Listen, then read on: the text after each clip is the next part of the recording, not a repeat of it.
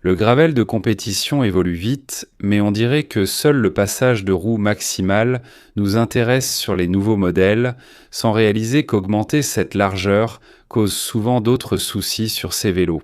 Ce nouveau modèle BMC Caius Génération 22027 est l'exemple parfait de la façon dont les ingénieurs peuvent trouver des solutions simples à des problèmes complexes qui sont souvent imperceptibles même à nos yeux. On attaque à fond le test de ce missile, mais avant ça, appuie sur le bouton s'abonner.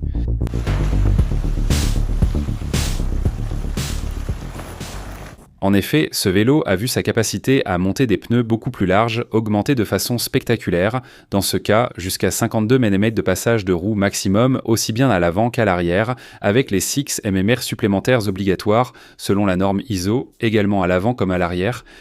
Le large passage de roue est essentiel pour deux raisons. D'abord, il permet d'installer un pneu plus large, donc travailler avec des pressions plus basses et offrir une meilleure absorption des irrégularités du terrain. En plus d'une meilleure traction sur la roue arrière, il existe aussi cette mode aux États-Unis de monter même des pneus de VTT très larges, qui sur le papier sont censés avoir un indice de roulement meilleur que les pneus gravel eux-mêmes. Enfin, pour moi la question numéro 2 est la plus importante de toutes. Même si vous montez des pneus de 40 mm, 45 mm, le fait d'avoir beaucoup d'espace entre la roue et le cadre du vélo ou la fourche, les jours de pluie avec beaucoup de boue, c'est super important. Parce qu'au final, vous allez pouvoir évacuer toute la boue, vous allez vous assurer que le vélo ne va pas se retrouver obstrué, bloqué sur le terrain. Que se passe-t-il si nous augmentons le passage de roue maximal ? Eh bien, il y a d'autres aspects, d'autres mesures du vélo qui sont modifiées, comme par exemple la capacité à installer un monoplateau jusqu'à une certaine taille, la possibilité ou non de monter un double plateau, la ligne de chaîne, le facteur Q, etc. Etcétera.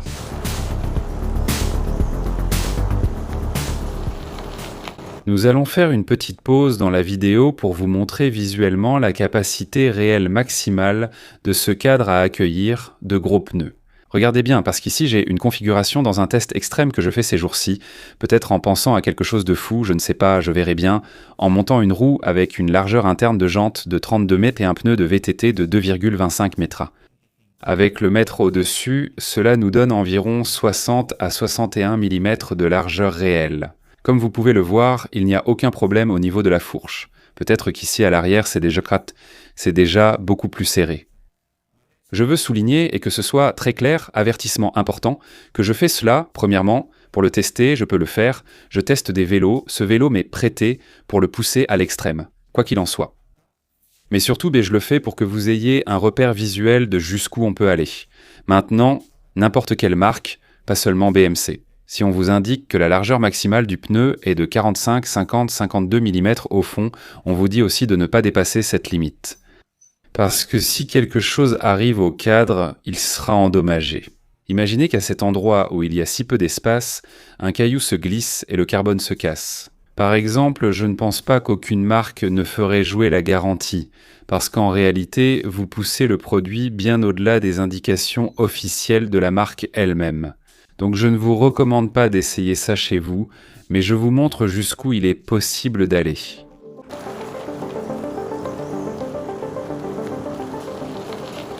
L'aérodynamisme, c'est très important de nos jours. BMC nous dit que ce vélo est 12% plus rapide que le précédent, Caius. Je n'ai ni méthode ni soufflerie pour pouvoir le prouver, mais nous pouvons voir certains indices qui nous l'indiquent. Sur ce cadre, sur ce kit cadre, le vélo a été travaillé de manière optimale, et très probablement BMC. Ils ont appliqué toutes les connaissances acquises sur la Team Machine R, le vélo de route aérodynamique, et même sur la Time Machine NPC. Le vélo de contre-la-montre de la marque suisse, eh bien, une grande partie de ce savoir-faire semble avoir abouti ici. Pour commencer, nous avons l'arceau de la fourche très large, obligeant tout le flux d'air à passer sur les côtés de la roue. Le cockpit en carbone est exactement le même que celui utilisé sur la Team Machine R, qui est le vélo aérodynamique. La tige de selle caractéristique de BMC en forme de D. Tout le travail qu'on voit aussi avec le tube diagonal très profilé jusque dans la douille de direction. Eh bien, on peut voir à l'œil nu que ce vélo est vraiment conçu pour lutter contre le vent.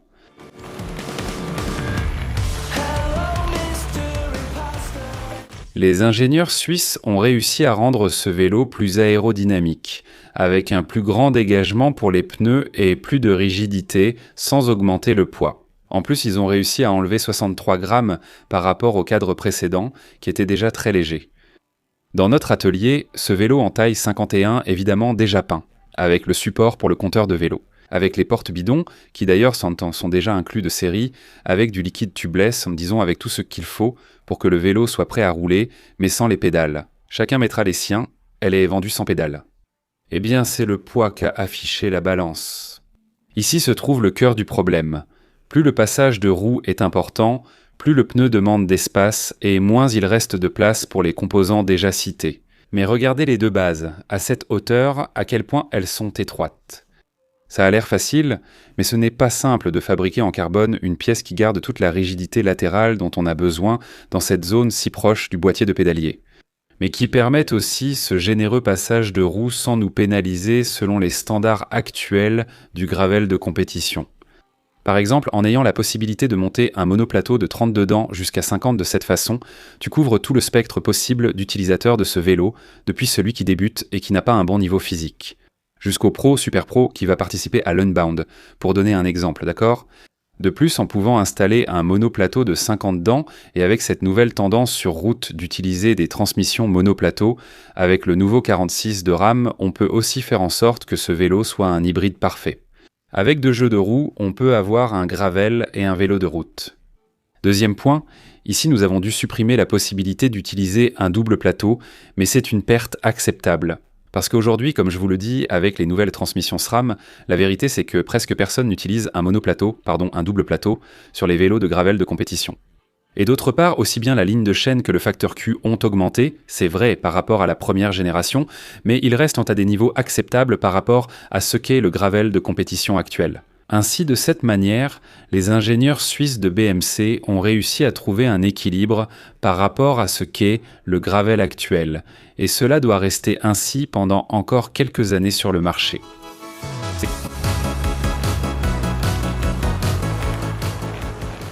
L'absorption est un point clé dans le gravel et dans cette section. Je dois préciser des éléments importants sur les informations transmises par BMC, puisqu'ils nous disent dans leur documentation officielle que ce vélo, globalement, s'est beaucoup amélioré en termes d'absorption par rapport au modèle précédent. Et c'est vrai, mais ici je dois être complètement honnête avec vous. C'est que mes sensations lors du test ont été très différentes de ce que BMC essaie réellement de nous transmettre dans ses documents, comme je vous le dis. Pourquoi ? Eh bien parce que fondamentalement, ce que j'ai ressenti, c'est que cette absorption améliorée globalement vient uniquement et exclusivement du fait de pouvoir monter des pneus plus larges et de pouvoir baisser leur pression, pas parce que le cadre a une plus grande capacité d'absorption. Les ingénieurs ont probablement fait un travail optimal en ce qui concerne la flexibilité de la tige de selle, la flexibilité des haubans du vélo, mais tout. Et avec cela, tout ce qui concerne le kit cadre reste très, mais alors très rigide, non seulement latéralement, ce qui nous convient, mais surtout verticalement. Ce n'est pas forcément une mauvaise chose, car je comprends que l'ADN de la Caius est justement comme ça, un vélo ultra rigide, très réactif, mais qui ne t'offre pas cette capacité d'absorption que l'on retrouve sur d'autres modèles, peut-être plus destinés à l'aventure, etc., etc. Donc il faut bien comprendre que c'est un vélo assez robuste. C'est un vélo avec lequel, si vous roulez avec des pressions élevées, les pneus vont vous faire sauter les plombages.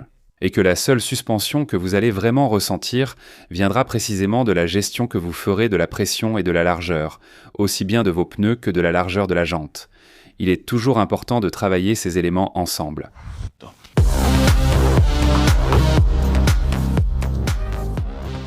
Passons maintenant aux détails de ce vélo, qui sont très nombreux et très intéressants. Pour commencer, les porte-bidons, comme je vous l'ai dit, sont inclus de série. Ce sont les aérocores qui sont montés sur tous les vélos de route de BMC et qui sont parfaitement optimisés pour l'aérodynamisme. Et très important aussi, pour le gravel, je vous dirais que le maintien du bidon est parfait. L'année dernière, j'ai fait track à 200 avec l'ancienne Caius, avec les mêmes porte-bidons, et même en utilisant de grands bidons bien remplis, en descendant à 40 km/h dans la montagne, aucun problème. Aucun bidon n'est tombé, donc c'est un point très positif pour un vélo de gravel, car c'est souvent là que ça pose problème. Ensuite, il y a 2 fixations, l'une avec 2 vis sous le tube supérieur, permettant de transporter les accessoires habituels comme chambre à air de rechange ou pompe CO2. un autre sur la partie supérieure pour la petite sacoche de nutrition et autres, et un supplémentaire ici, sur le tube diagonal, où l'on pourra sûrement installer un troisième porte-bidon si besoin. Ce vélo n'a pas de compartiment interne, il n'a pas de coffre, comme j'aime l'appeler, car il est optimisé pour peser le moins possible, et cela ajoute toujours un peu de poids, donc ne le cherchez pas, vous ne le trouverez pas. Ensuite, il y a le guide chaîne qui est monté de série pour éviter les sauts de chaîne, très intéressant, évidemment compatible avec l'UDH, donc on peut installer des transmissions aussi bien de gravel que de route. Les pattes y sont invisibles à l'avant, et il est équipé du nouveau cockpit aéro de la marque suisse, qui, au-delà de ses gains dynamiques et de son esthétique impressionnante, a ici une partie très intéressante. En effet, les câbles sont complètement cachés, mais semi-intégrés, de sorte que si le mécanicien veut les changer ou faire quoi que ce soit, il pourra les manipuler beaucoup plus facilement, ce qui se traduira par un coût d'entretien moindre. Et enfin, le vélo est disponible en 6 tailles.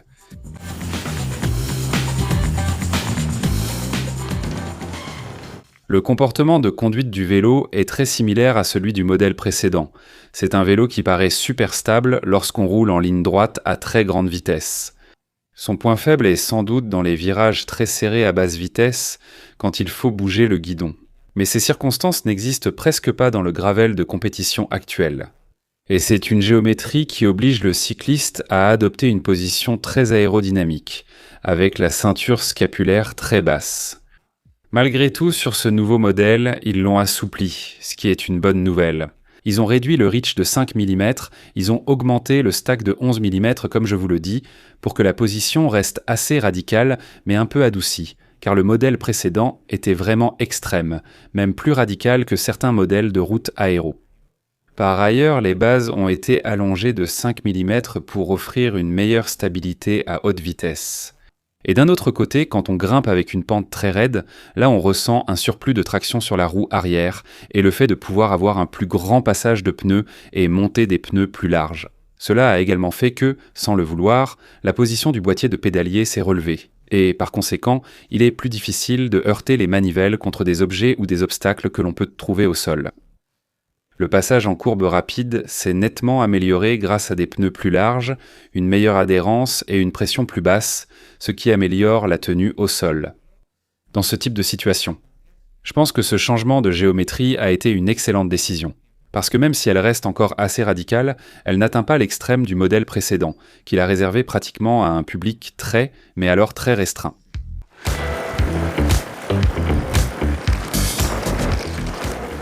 Prix. Nous allons avoir 3 modèles disponibles, le 3 pour 5 500 €, le 2 pour 8 000 € et celui-ci que vous voyez ici, qui est le 1, pour 11 000 €, avec également la possibilité de prendre le kit cadre seul pour 4 500 € prix public conseillé.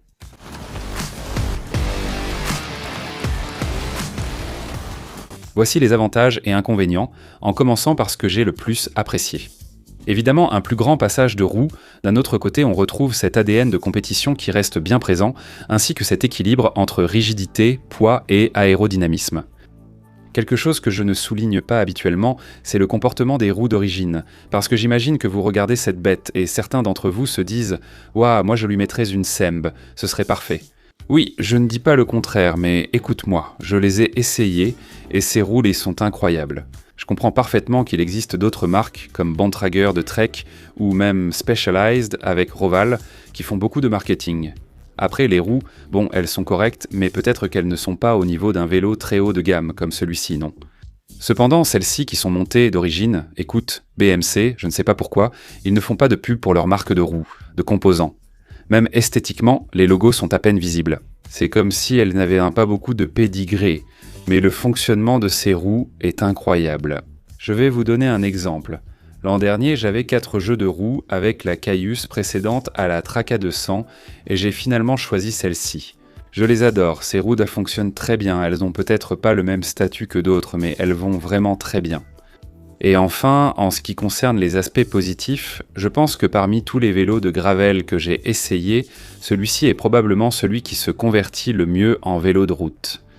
Actuellement, il est tendance sur route d'utiliser de grands monoplateaux avec du 1046 derrière, ce qui me paraît parfait. C'est un vélo qui, si tu veux avoir une seule monture pour 2 univers, le gravel de compétition et la route, tu peux l'équiper ainsi. À l'avant, un plateau de 50, un plateau de 48, un plateau de 46 si on est un peu plus juste physiquement, et à l'arrière avec du 10-46 et en ayant 2 jeux de roues différents. Avec évidemment des pneus slick de route et d'autres de gravel, tu vas pouvoir avoir 2 vélos très optimisés pour chacune de ces 2 pratiques. En gravel de compétition, c'est le top, et sur route, personnellement, j'ai testé le monoplateau sur route, tu ne seras pas à la traîne, au contraire, tu pourras même être devant le groupe si tu veux, avec ce type de vélo et ce genre de transmission. Les choses qui m'ont moins plu, honnêtement, c'est difficile de trouver un défaut au niveau technique, de la construction, ou même du comportement de ce vélo. Je pense que s'il y a quelque chose à mentionner, c'est le fait que c'est un vélo conçu pour une tâche très précise, qui a été le gravel de compétition, et que vraiment, tout ce qui ne touche pas à la performance, vous ne le trouverez pas sur ce vélo. Par exemple, il n'y a pas de coffre ici. Certains aiment transporter des petites choses, mais ici, on a choisi de privilégier le poids, non ? Et dans ce sens, plus qu'un reproche en particulier, c'est plutôt un avertissement. Achète ce vélo si tu veux aller le plus vite possible, y passer beaucoup d'heures et y prendre un dossard en gravel de compétition. Sinon, ce n'est vraiment pas ton vélo.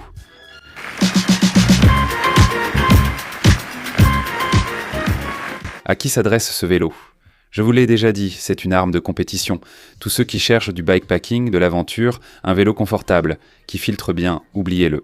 C'est une arme de compétition très rigide, très rapide, et qui va sans aucun doute améliorer tes performances.